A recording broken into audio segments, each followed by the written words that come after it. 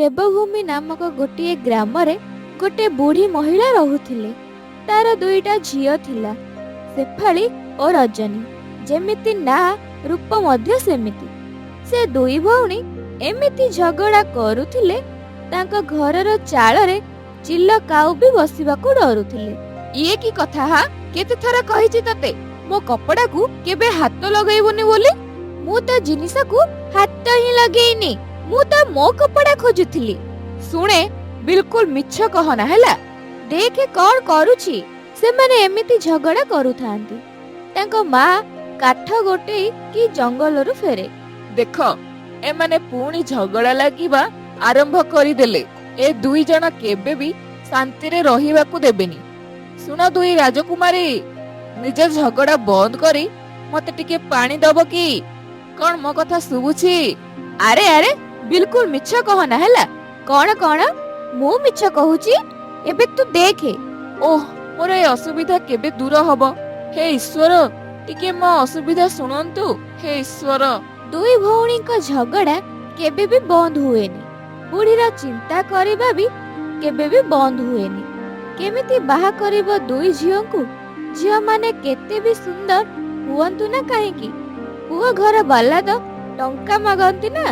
ବା, ଆପଣଙ୍କ ଝିଅ ତ ପୁରା ଅପ୍ସରା ପରି ଦେଖିବାକୁ। ଆମକୁ 2 ଲକ୍ଷ ଟଙ୍କା ଯୌତୁକ ଦରକାର। କଣ 2 ଲକ୍ଷ? ଏତେ ଟଙ୍କା ମୁଁ କୋଉଠୁ ଆଣିବି? ମୁଁ ତ କାଠ ଗୋଟେଇକି ଘର ଚାଳୁଛି, କୋଉଠୁ ଆଣିବି ଏତେ ଟଙ୍କା? ହଁ, ବୁଝିଗଲି, ହେଲେ ଆମେ ବାଧ୍ୟ ହଉଛୁ ଯୌତୁକ ନବାକୁ।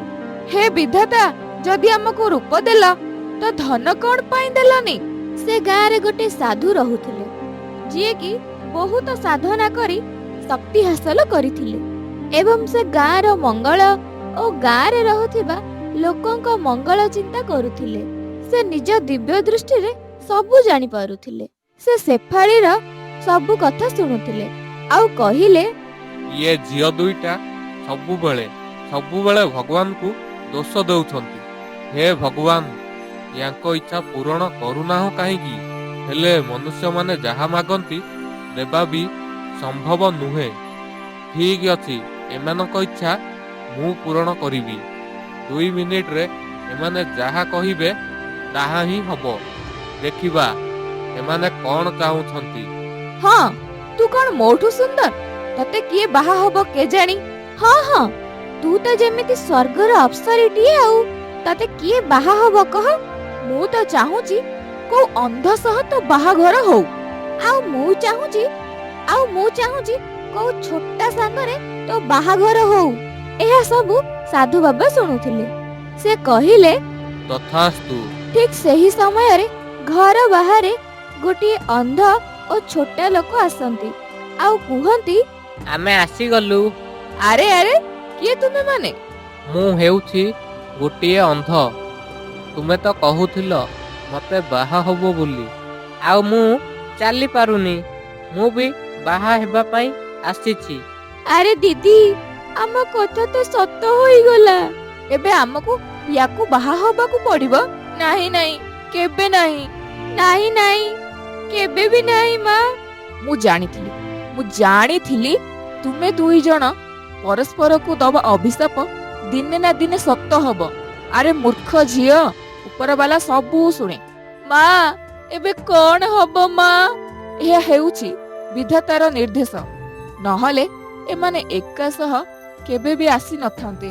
ତ ଏବେ ତୁମକୁ ଏମାନଙ୍କୁ ବାହା ହବାକୁ ପଡିବ। ଆସ ପୁଅ, ଆସ, ତୁମେ ଦୁହେଁ ଭିତରକୁ ଆସ। ବିଧାତା, କେତେ କଣ ମାଗିଥିଲି, ସେତେବେଳେ ତ ତୁମେ ଶୁଣିଲନି। ଖାଲି ଏହା ହିଁ ଶୁଣିପାରିଲ ତୁମେ। ତାପରେ ତାଙ୍କ ସହ ହିଁ ଦୁଇ ଭଉଣୀଙ୍କ ବିବାହ ହେଲା। ତାପରେ ଆରମ୍ଭ ହେଲା ତାଙ୍କର ଜୀବନ ଯୁଦ୍ଧ। ହେଇଟି ଘରର ଅବସ୍ଥା ଦେଖିଛ ନା ତୁମେ? ତ ଏମିତି କେବେ ଯାଏଁ ଚାଲିବ? ମୁଁ ଭାବୁଛି ଆଗ ପରି ଟୋକେଇ ବନେଇବି, ହେଲେ ମୁଁ ତ ବଜାରକୁ ବିକ୍ରି କରିବାକୁ ଯାଇପାରିବିନି ନା। ମୁଁ ଯିବି, ତୁମେ ବନେଇବ ଆଉ ମୁଁ ମୁଣ୍ଡରେ ରଖିକି ବଜାରରେ ବିକ୍ରି କରିବାକୁ ଯିବି। ବାଃ, ଏହା ତ ବହୁତ ଭଲ କଥା। ଜାଣିଛ, ମୁଁ ବନେଇଥିବା ଟୋକେଇର ବହୁତ ପ୍ରଶଂସା କରନ୍ତି ଲୋକ। ତୁମେ ବସ, ମୁଁ ଚାହା ବନେଇକି ଆଣୁଛି। ଏପଟେ ରଜନୀ ବି ତା ସ୍ୱାମୀ ସହ ରହୁଥାଏ। ଇଏ ନିଅ ଚାହା। ତ ତୁମେ କଣ ଭାବିଲ? କଣ କରିବ ତୁମେ?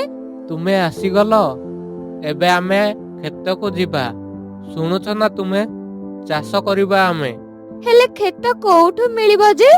ଅଛି ଅଛି, ବାପାଙ୍କ କ୍ଷେତ ଅଛି। ତୁମକୁ ମୋ ସହିତ ରହିବାକୁ ହବ।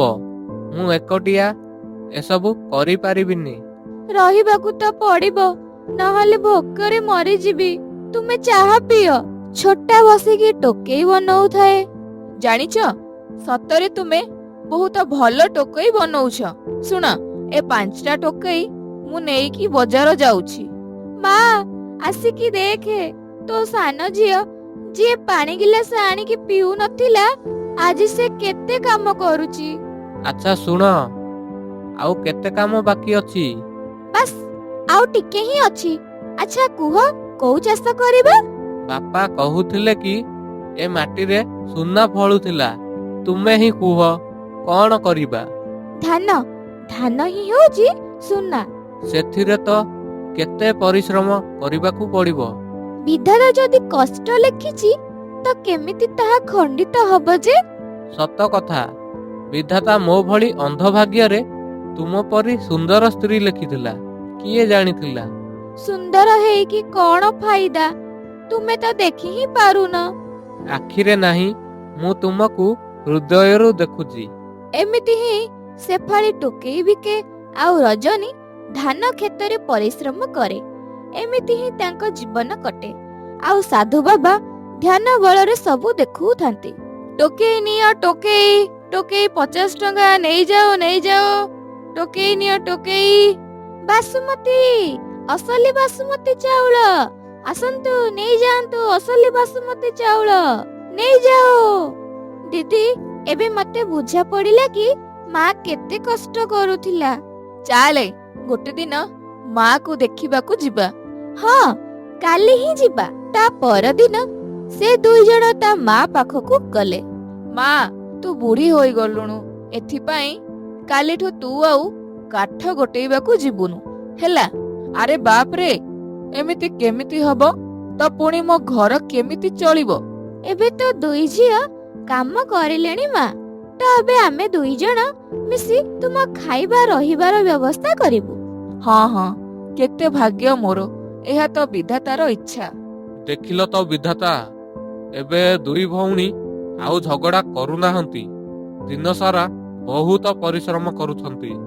2 ଜଣ ମାର କଥା ବି ବୁଝିଲେଣି। ବିଧାତା, ଏବେ ଏମାନଙ୍କ ପାଇଁ କଣ କରିବାକୁ ପଡିବ ମତେ? ହଁ, ଏବେ ଏମାନେ ଯାହା ଚାହିଁବେ ତାହା ପାଇବେ। ତୁମେ 2 ଜଣଙ୍କ ପାଇଁ ମତେ ବହୁତ ଚିନ୍ତା ହେଉଛି ଝିଅ। ଚିନ୍ତା କରନି ମା, ଆମେ କ୍ଷେତ କରିକି ଟୋକେଇ ବିକିକି ବହୁତ ଧନୀ ହୋଇଯିବୁ। ତଥାସ୍ତୁ। ତାପରେ ବିଧାତାର ଆଶୀର୍ବାଦରେ 2 ଜଣ ବଡ ଲୋକ ହୋଇଗଲେ। ଏବେ ସେମାନଙ୍କୁ ବୁଝା ପଡିଲା ଯେ କେବେ କେବେ ସେ ଯାହା ଚାହୁଁଛନ୍ତି ସବୁ ମିଳିଯାଏ ବୋଲି। ଏବେ ସେ 2 ଜଣ ଇଚ୍ଛା କଲେ ତାଙ୍କ ସ୍ୱାମୀର ଆଖି ଓ ଗୋଡ଼ 2ଟା ହିଁ ଭଲ କରିଦିଅନ୍ତୁ। ଏବେ ନିଜେ ସାଧୁ ବାବା ଆସିଲେ ଡାକ୍ତର ରୂପରେ। ଦିଦି, ସବୁ ଆଶା ଭାଙ୍ଗିଗଲା। ମୁଁ ଶୁଣିଲି କି ତୁମେ 2 ଜଣ ନିଜ ସ୍ୱାମୀଙ୍କୁ ବିଲକୁଲ ସୁସ୍ଥ କରିବାକୁ ଚାହୁଁଛ। ଏଥିପାଇଁ ମୁଁ ଆସିଛି।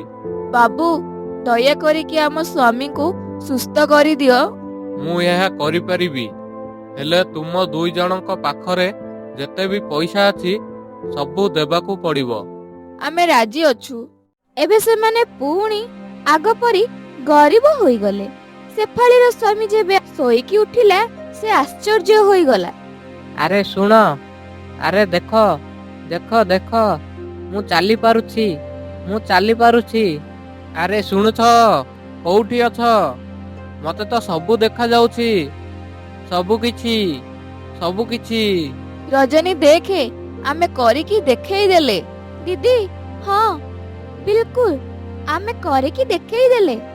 ସବୁ କିଛି ହରେଇକି ଆମେ ଆମ ସ୍ୱାମୀ ମାନଙ୍କୁ ସୁସ୍ଥ କରିଦେଲେ।